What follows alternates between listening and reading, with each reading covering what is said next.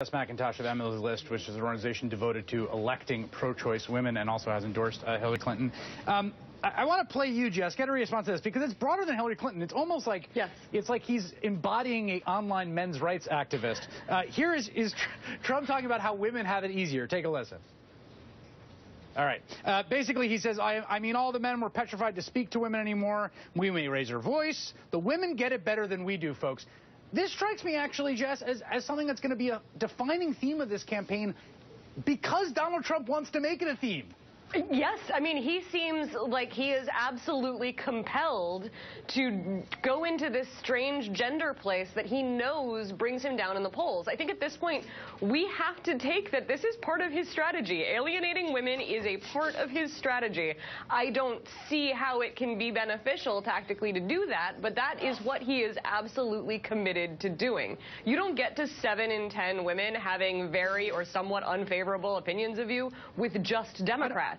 Those are Republican women, too. And yet, you know, apropos of and not having been baited into doing it, he stands up there and says women have it better than men do, which women of all political stripes understands to be a gross misreading of reality in America today. And this is a guy who, frankly, celebrates his own infidelities. I mean, what's so crazy about this is, and I thought, he's not going to go there. He's too vulnerable. He doesn't think he's vulnerable any place. He wrote in The Art of the Comeback, I looked this up, if I told the real stories of my experiences with women, often seemingly very happily married and important women, this book would be a guaranteed bestseller. I've had them all, beautiful, famous, successful, married, secretly the world's biggest names. And that doesn't even go into what he's said to Howard Stern over the years. And BuzzFeed has done a really good job of putting that out there. So let me just say this, and just this goes to you.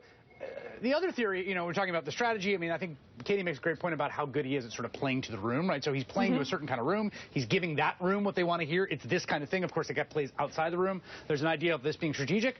I want to give him his due that these are genuinely felt beliefs by Donald Trump. Like, I think that Donald Trump genuinely believes that it is the case that she's gotten as far as she's gotten because it's a woman, and genuinely believes what he said, which is that women have it better than men do.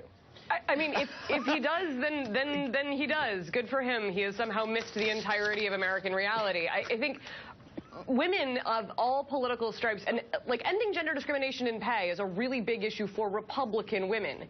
If you believe that women, and he went on to say women are paid more than men for comparable work in that same speech where he said we have it better, women, Republican women, independent women, and Democratic women understand that that is simply not true. When you elect a leader, you are looking for somebody who is able to provide real practical solutions to the problems that you face. If the person running says you don't face any problems, that's a shocking and concerning thing for women.